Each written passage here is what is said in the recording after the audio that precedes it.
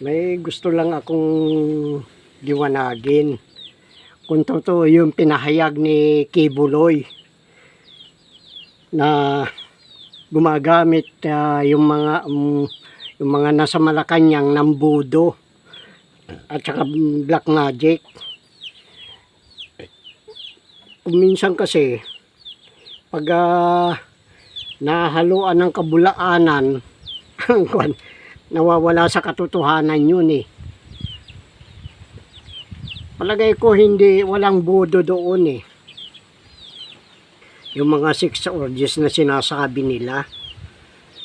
Maaring ginagawa yun dahil hindi naman sila mag-asawa eh. Yung BBM ngayon at saka si Lisa. At saka yan, nabablackmail lang naman yan si Lisa ng CIA. Kasama itong mga maharlikang general. Dahil sila ang nagkukang ngayon kumukontrol ng mga ekonomiya natin. Ang totoo niyan, ang may pakanan yan sa mga black magic na yan ay si Imelda. Dahil nung pinatatayo yung San Juanico Bridge, hindi maikuan eh. Hindi nila maitayo-tayo dahil nga dyan sa parang may kumukontrang spiritual. Ngayon, sa kagustuhan talaga ni Imelda na maitayo yon dahil magiging sikat siya eh. Kumuhan sila ng black magic doon sa India. Maraming kuwan kasi sa India eh.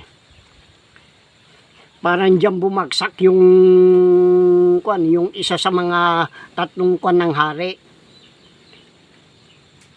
Ngayon, yung nagbigay kay Jesus ng kapangyarihan, kaya nakakalakad siya sa tubig.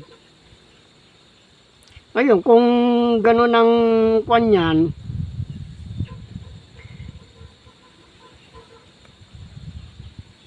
nung panahon din ni Tiburcio, yung si General Eugenio Ocampo, yung sinasabi ninyong TBM, ay nagkikwentuhan kami. Kasi nung kwan na humingi sila ng tulong sa black magic na yan dahil nung bandang huli hindi na sila nakakakuha eh. Ang sabi, kailangan magpadugo ng dugo ng tao. Kaya itong si kwan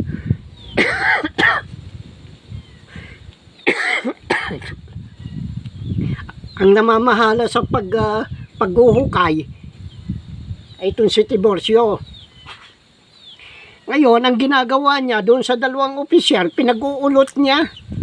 Sinasabihan niya, yung huli daw na project, meron ka daw kinupit eh. Ganun din ang sasabihin sa isa. Nagkakainitan na hanggang sa magbarilan na lang. Ngayon, pag nagbarilan, kung sino namatay, sasabihin na palaban sa gera.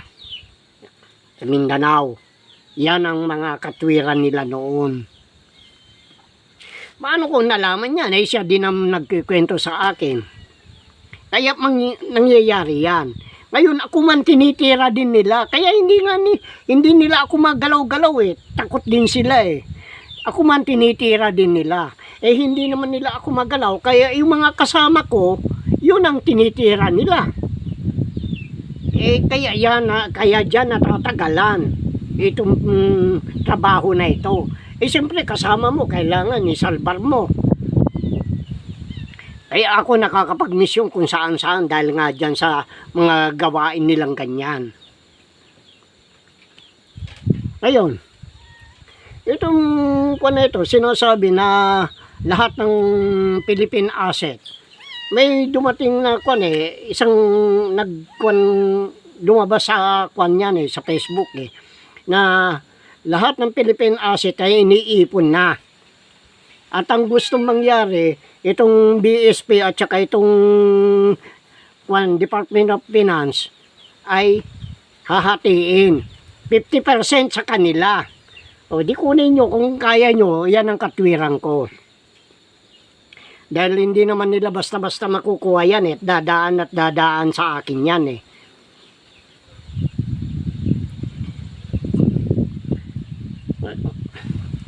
Kaya yan gawain nila dyan sa Malacanang ay talagang kung paano nila makukuha ang mga kayamanan. Kaya yan ang isang paraan nila, yung palitan ang Constitution. Eh, hindi naman yung Constitution ang palitan eh. Amerika nga, oh, ang tagal-tagal na 1791 pa yata yung Constitution nila eh. Hanggang ngayon, hindi nila pinapalitan. Kasi nagsimula yan kay Marcos eh. Upang magawa niya ang mapalitan ng pera ng Pilipinas, yung victory noon sa 20 pesos. Ngayon, upang mapalitan yung forma ng pera natin, kailangan palitan mo din ng Constitution. Kaya iyan ang nila, yung pinalabas niya, yung bagong lipunan. Eh ngayon, hindi na nila alam ang gagawin nila kung paano nila mapapasa kanila dahil binulgar ko na yung yung pinanggagalingan ng pondo eh. Doon nga sa One Malaysian Development Bank. At yung Malaysia na yan, tahimik na rin. Dahil kung hindi niya ipagkakaloob sa tunay na may-ari, yung One Malaysian Development Bank yan, eh kawawa lang sila. Hindi sila pwedeng tulungan sa pamamagitan ng Gisara-Gisara. Kasi yung mga ginto, nakalagak na talaga doon sa nakalagak na doon sa Fort Knox. Ngayon, kaya ito si Trump kasi tao ni Marcos yan eh. Ngayon na nadidimanda siya, magmumulta siya. Eh kung ilang milyon dolyar yon, hindi naman mayaman si Trump eh. Katulad yan ni Lucio Tan. Sino ba si Lucio Tan noon? Eh tiga-timpla lang ng mentol sa La Suerte yan. Bakit ko nalaman ang sikreto niyan? Dahil kay Mr. C, yung kaibigan kong Inche, siya naman nasa repacking. Pero siya ang pinagkatiwalaan nung Amerikano na magtimpla ng mentol. Oh. Doon sa sigarilyon sa Halim yata, ay Philip Morris yata yun. Kaya yan, nung kinuha din siya ni Marcos, nagpatayo ng Fortune Tobacco, yung nga sa Halim ngayon.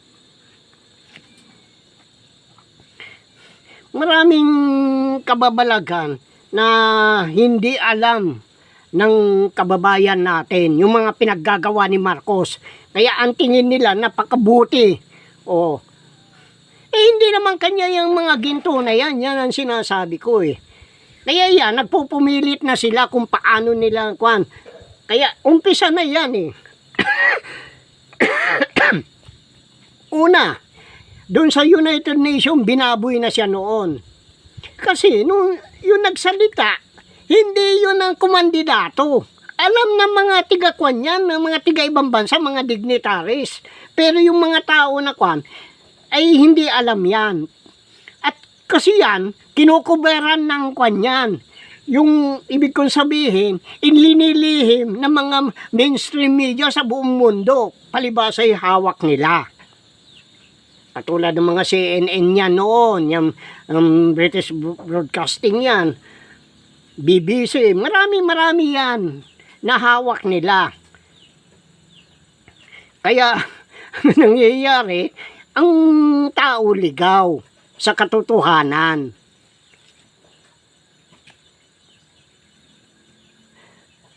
Kaya yung mga pinaggagawa ni Marcos na yan noon pa, wala yan hanggang sa reparation. Kaya na lantad yung mga treasury bond na yan dahil nga dyan sa reparation.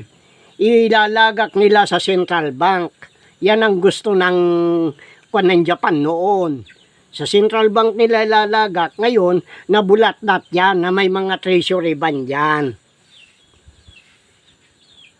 Kaya yan ang ginamit ni Marcos, 1967, nung kuwanin niya yan. Kaya nga napilitan siya magre-elect eh. Oh. At yan din, kaya ako sinabi yung yan din, mga ginto na yan, nandoon sa Fort Knox. Dahil nga dito sa dahil dito sa pagkamatay ni Kennedy, dalang gusto ni Kennedy noon, ibalik na sa ginto ang mga backup na mga pera. Kaya nga pinalabas nila yung pinatay ng Russia. Pero yan, ang kanya magkakasabwat lahat yan. Yung Grupo 5 na yan. Kaya napakalinis ang gawa ng CIA. Kung hindi ka marunong magsaliksik, ay hindi mo malalaman ang kanilang lihim. Ngayon, nasasaliksik ko sila. Hanggang sa umpisa pa lang ng gera dito, nandito na sila. Dahil yan ang kinakatakutan nila. At saka yung kwan na yan, yung pagdambong ng mga Japan dito sa mga kayamanan ng Pilipinas. Eh binili naman ng kwan, ng Amerikano dito, eh binili lang yung rights. Eh yung nasa ilalim ng lupa, kanila ba yun? Yan ang sinasabi. Parang kwan yan sa kwan eh, yung rights na binili mo sa walang titulo eh. Maski na kung below 6 feet na, hindi mo na pag-aari yan. Di ba ganyan yung mga namimili ng lupa para makamura? Yung rights lang ang bibilin. Oh. Eh, rights din ang kwan. Rights lang niya. Na kwan, pero yung pag-aari, hindi sa Amerika yan. Sa sambayanan pa rin. Isa sa mga dapat ninyong malaman yan. Kaya hindi pwedeng angkinin. Ngayon, wala naman doon ang treasury ban. Wala na sa Japan dahil pinasuli na nga ng hari ng Espanya dito, ay hari ng Japan. Dahil doon sa pagkabomba sa kanila. Doon sa Hiroshima at saka Nagasaki. Kaya lahat ng kwan, pinasuli dito dahil yung sumpa na yan. Pero yung mga kwan na yan, yung mga treasury ban na yan, kung tutuusin, nagmamature yan. Pero hindi naman kasi makita kung nasaan. Yan ang hinahanap nila ngayon. Kaya nga nandito yung mga kwan ng CIA, kung malaman nila na kwan, nandiyan kagad sila. Yung mga, lalo na yung mga treasury ban, pag nalaman nila na kwan, nakatutok sila kagad yan. Minamanmanan nila. Dahil yan, malaki ang bayarin nila eh. Oh. Kaya nga nagkataon, dinala na nila dito. Ngayon, ito pang kuwan na ito ngayon deuterium. Pinagkakaguluhan na. Hindi rin nila malaman kung paano ang gagawin nila. Kasi ang deuterium na yan, talagang pawala na. Kaya yung gera sa kwan, pinalalabas lang nila yan para kwan, kukunti ng langis na lumalabas. Pagkatapos sasabihin nila kwan, ganito, ganito. Kaya nga, yan pang isang dahilan kung bakit gusto nilang kunin ng constitution natin eh.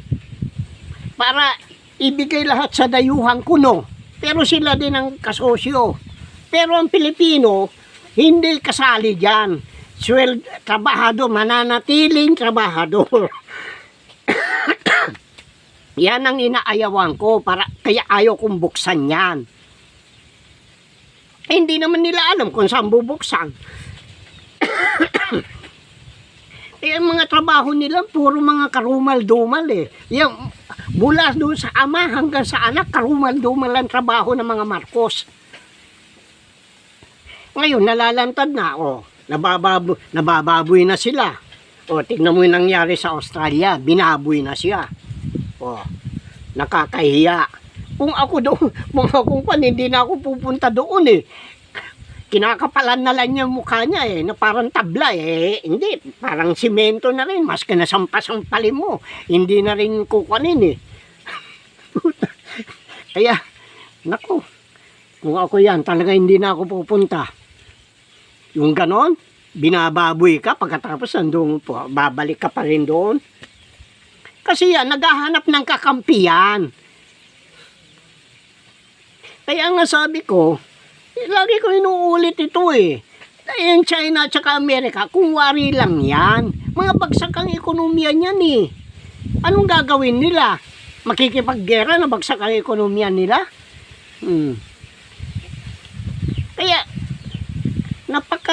kanyan trabaho nilang hindi tama sa kagustuhan nilang mapasa kanila. Bakit? Alam ba nila kung saan nila kukunin? Wala naman nakakaalam. Malapit na yan. Pabagsak na talaga yan. Ikuan natin yung sa MDB1, hindi nila makuha yan. Ngayon, kinukuan kasi nila doon sa Maharlika Investment Fund. Ang ng Maharlika Investment Fund, ang kapital niyan ay 500 billion. Initial capital yon. Pero yung subscribe, yung subscribe, yun nata yung subscribe, yung 500 billion. Kasi kailangan magbenta sila ng ban para mapunuan yun Kaya yung may mga share. Kaya yan ang sa SEC Ngayon, ang initial capital niyan, kasi kukunin mo ng 25%, pagkatapos ikuha mo sa 25% ulit doon sa may mga tawag kasi dyan doon pag ikaw nagkuhan sa SEC subscribe, pagkatapos hanggang sa dumating ka sa initial, yung 25% yung proposed capital, pagkatapos subscribe capital yata yung pagkatapos laging 25%. Kaya ang initial na capital na ipalalabas nila dapat 125 billion. Ngayon, kung 125 billion, ang kanyan, sandali lang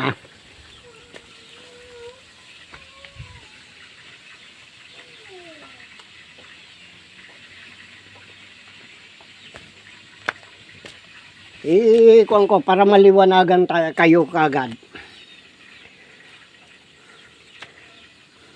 Yung subscribe para sa publiko yon. Yung paid up, yan ang shareholder. Kaya yung kung na yan, i-multiply mo itong subscribe ng 25% para makapagbenta ka ng ban, para makalikom ka ng pera. Ngayon, yung paid up, yung product ng 500, di bali mababawasan yon. Ngayon, kuha mo uli ng 25% para doon sa paid up, kaya lalabas nun 125. Kaya kailangan mo ang initial na capital ay yung 125 billion. Pero ang kinuha ng nila dito sa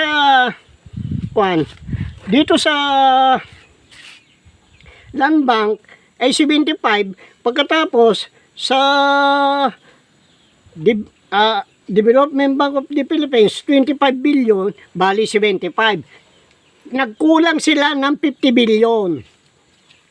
Na ang sinasabi, kinuha nila sa GOCC. Maari ginalaw nila yung sa SSS at saka GSIS. Pero ang pinakamabigat dyan na nahalata sila ay yung pension pan ng military. Hanggang ngayon wala pa yung nila, yung differential nila. Malaki din yun. Kaya dyan ang nangyayari. Dyan nila kinuha. Magdadagdag, UOCC pa rin lahat yan Kaya yan, dapat verifiyin. Kasi ganyan ang nangyayari sa ibang bansa Yung mga pension fund na nagkagulo-gulo sila dyan dahil pinakialaman yan Dahil wala nang bagsak ang ekonomiya, kailangan kunin nila yung para pansuporta. Ganyan din ang nangyari sa Amerika. Kaya yung ng Amerika shut down. Itong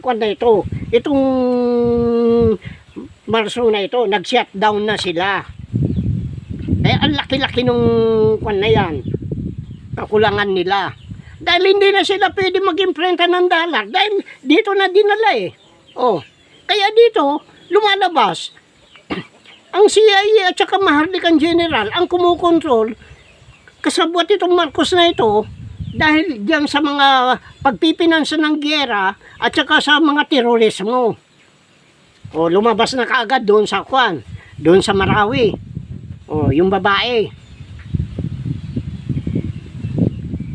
Kaya yan, kung hindi sila susunod sa kagustuhan ko, ay ano mangyayari? O pagkatapos sasabihin nila, kasi ang gusto ni Jokno, lahat ng kwan ng kayamanan, asset ng gobyerno natin, ay likumin na niya. Pagkatapos, ang mapupunta sa kanila, 50%. Aba, putang inang Jokno na ito. Isinasangkalan lang siguro si Jokno, pero si Jokno wala na eh. Oh, umayaw na eh. Kaya si Recto, ang kwan dyan. Si Recto, yan tarantado niyan. Ang putang ina niya magnanakaw. Ang kapal ng mukha niyan. Oh. Eh yan ang gumawa ng mga train law eh. Yung mga train law na yan, yan ang nagpahirap sa bayan. Putang ina ng Jokno na ito, ay kwan na ito, Recto na ito. Kaya yan, nagkakagulo-gulo na sila. Hindi na nila malaman, kanya-kanya na silang papugi points na. Kung wari, nag-i-imbest na ng mga kung ano-ano. Eh, saan pa? Ano pang gagawin nila? Oh. Kaya nga naghahagilap na sila ng mga paraan eh. Eh, hindi na matugunan yan at papunta na tayo sa recession. Sabihin ko sa iyo yung totoo. Kasabihin nila gumaganda ang ekonomiya. Kailan gumanda ang ekonomiya? Oh. Eh, pati yung PCSO, pinakikialaman. Oh. Pag-i-smuggle. Kaya yan ang kahirapan ngayon. Oh. Ngayon, yung kung na yan. Kaya nga sinasabi ko, yan si Trump, walang pakialam dito sa ni Sara Gisara.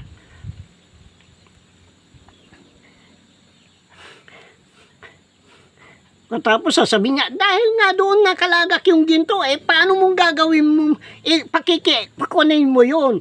Eh, alam ko kung nasaan.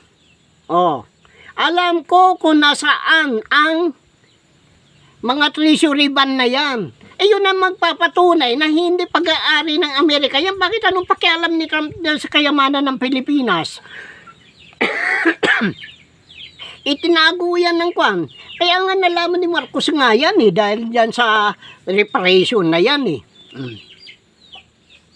Kasi treasury ba na yung binayad eh. Oh, 10 boxes yun. Oh, pagkatayo ng Central Bank noong January 3, 1949, Antimano, linagak nila yan. Galing Japan. Dahil yan, inaiwan ng hari yan dahil may sumpayan yung pagkakwangan ng Hiroshima at Nagasaki.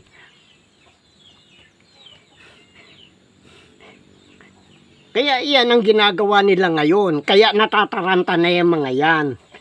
Ultimo CIA, aminado eh. Bakit sila may control? Oh, eh bakit ako susunod sa kagustuhan nila? Silang sumunod. Inuulit ko nga eh, nagtaka nga ako bakit binigyan ako ng authority na i-take over ko na yung sa Dewe. Ayaw ko. Kailangan pati yung BSP dyan, kukunin ko sa Timog. Dahil yan, nakahanda na yung mga ginto na yan, ang napaglalagakan at saka yung mga treasury bond na yan. Baka mauni yung treasury bond. Oh. Eh backup ng ginto yon. Kaya obligado, hinahanap ko yan. Dalhin na dito. Kung hindi nila dadalhin dito, eh wala. Aminin ng Amerika yan. Kung ayaw nilang aminin yan, walang gagalawin. Ano sa akin? Bakit? Sino ba kayo?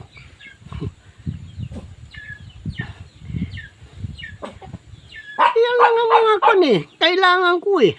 Oh, para mabuksan na. Mabuksan na rin ang deuterium. Oh. Kaya, pati yung kon na yung Toyota ngayon, nagkukan na dinedevelop na. Oh. Kasi yung electric car, hindi magtatayo, sumasabog yan eh. Ngayon, kung masira yung baterya niyan, baka mas mahal pa sa kotse yung kwan yan, yung baterya niyan. Kasi limitado din ng lithium eh. Oh, lithium battery yan.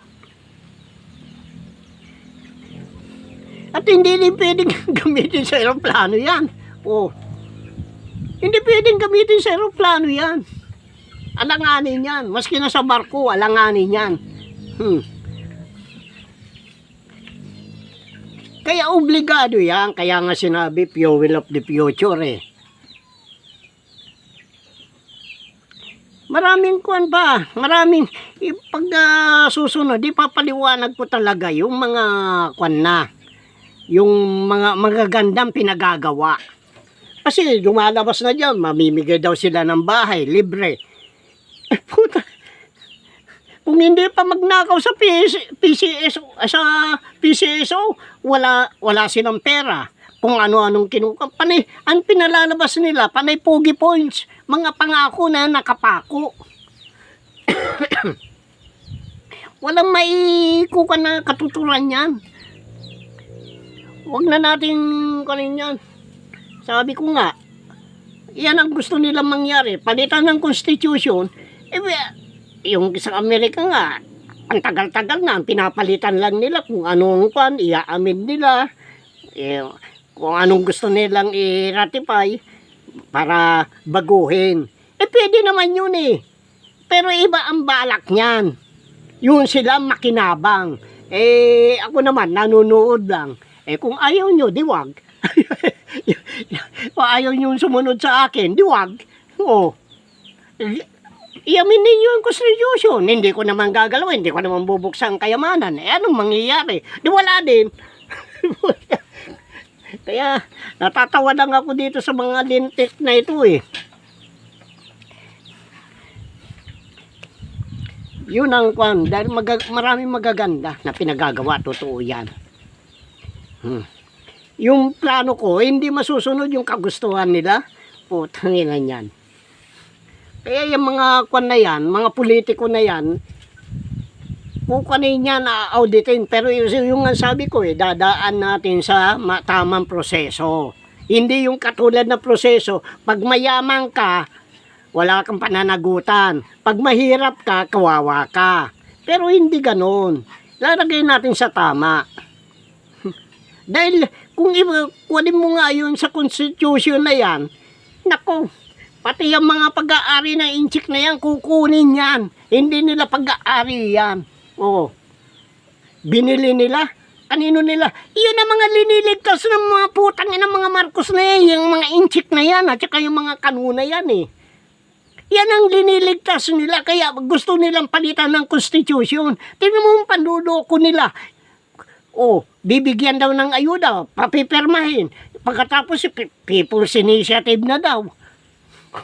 Nung primero, binulgar ko yan. Ang gusto nila, 3% lang. Kasi limitado ang pera nila eh. Oh, 3%. Pagkatapos, paano yung nakalagay 12%. Oh, ayan, binago na naman nila. Kasi kung wala kang tigapuna na malakas ang loob, kasi yung mga vlogger na yan, hindi ko pinag-iintindi yan eh. Mga bayaran lahat yan.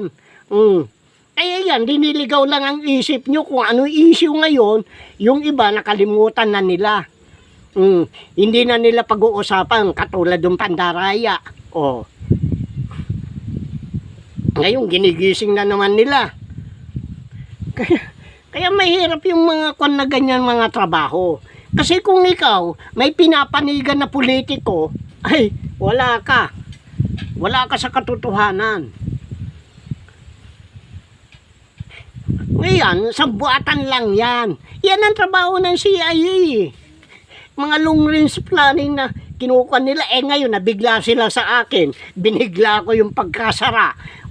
Di paano nga makakapagplano? Di tolerong isip nila. Kaya ang laking pananagutan ng mga maharlikang general dito. mga politiko.